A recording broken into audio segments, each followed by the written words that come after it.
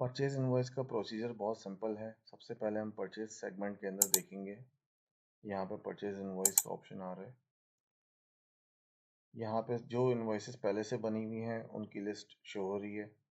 अगर हमें एक न्यू इनवॉइस बनानी है तो हम यहाँ पे जाएंगे, डेट डिफाइन करेंगे। सबसे पहले डेट के बाद लोकेशन डिफाइन करेंगे, लोकेशन के बाद जो है सप्लायर डिफाइन करेंगे।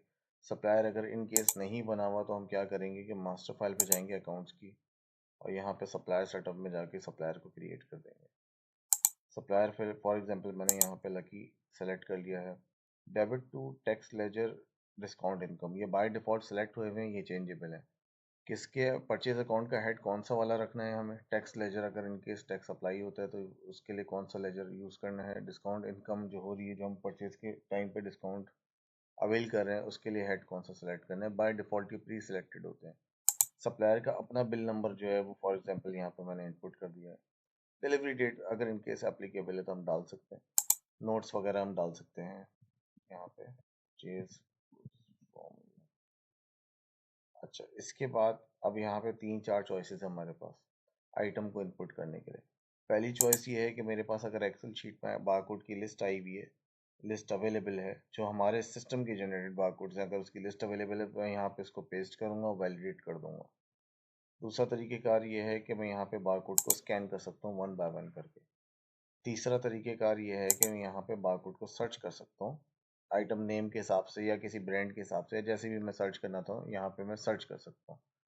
इसके अलावा एक ऑप्शन और भी है कि मेरे पास लिस्ट भी आ जाती है आइटम की। ठीक है, अगर मैं यहाँ से फॉर एग्जांपल कैसियो लिखता हूँ या कोई भी आइटम लिखूंगा तो यहाँ पे वो आइटम शो हो जाएगा और यहाँ से मैं पिक कर सकता हूँ।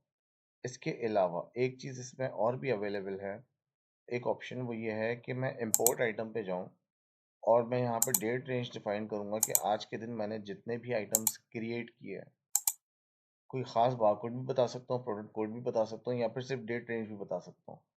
फॉर एग्जांपल मैंने आज की तारीख में जितने आइटम क्रिएट किए, मैं चाह रहा हूँ सारे एक साथ वन शॉट में परचेज हो जाएं, तो मैं यहाँ पे इसको सर्च करूँगा। ऑटोमेटिकली पूरी जो जो क्वांटिटी मैंने आइटम डिफाइन करते हुए बनाई थी वो यहाँ पर उठ के आ गई। रेट्स रेट्स सब कुछ इनपुट हो गया, आ गए। अगर मुझे चेंज करनी है, किसी भी किस्म की कोई चेंजिंग करनी है, मैं क्वांटिटी में चेंजिंग कर सकता हूँ। अदरवाइज ये टोटल क्वांटिटी के साथ कॉस्ट प्राइस के हिसाब से कॉस्ट उठा कर ले आया है, और यहाँ पे मुझे बस सिंपल इसको सेव करना होगा। तो परचेज का प्रोसीजर बहुत सिंपल है और बहुत ज़्यादा हाईली कॉन्फ़िगरेबल है कि आप इसको किसी भी तरीके से इस्तेमाल करते हुए प्रोडक्ट्स को इनपुट कर सकते हैं। यहाँ पे मैं सबमिट करूँगा। अब यहाँ पे दो काम होंगे परचेज इनवॉइस बनाने से। सबसे पहले जो सप्लायर का लेजर है वो भी हिट होगा, उसके बाद जो इन्वेंट्री है उसके अंदर भी ये चीज़ इन्वर्ट हो गई है आज की तारीख में। तो दोनों काम इसने सिस्टम ने परचेज इनवॉइस के अंदर कर दिए हैं। परचेज इनवॉइस के बाद अगर हमें लेट सपोज स्टॉक देखना है कि हमारे पास स्टॉक क्या पड़ा हुआ है, क्या अवेलेबल है, तो मैं रिपोर्ट्स के अंदर जाऊंगा, स्टॉक इन एंड आउट के अंदर जाऊंगा और टिल डेट में आज तक की डिफाइन कर देता हूँ।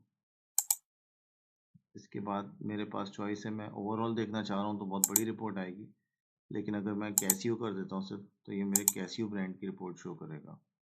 लोकेशन के फिल्टर्स भी हैं, साइज़ कलर के भी हैं, किस लोकेशन पे देखना चाह रहे हैं, किस साइज़ में या किस कलर में, किस ब्रांड में, हर तरह के फ़िल्टर्स में अवेलेबल हैं पहले से बने हुए ना।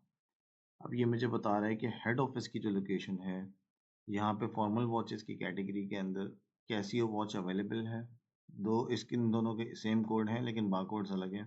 दो अलग अलग कलर हैं, ब्लू कलर है, येलो कलर है। परचेज ये एक हुई है और एक ही बैलेंस में मौजूद है, यानी कि टोटल हेड ऑफिस में दो क्वांटिटी अवेलेबल है और सारी लोकेशन मिला के दो ही अवेलेबल है।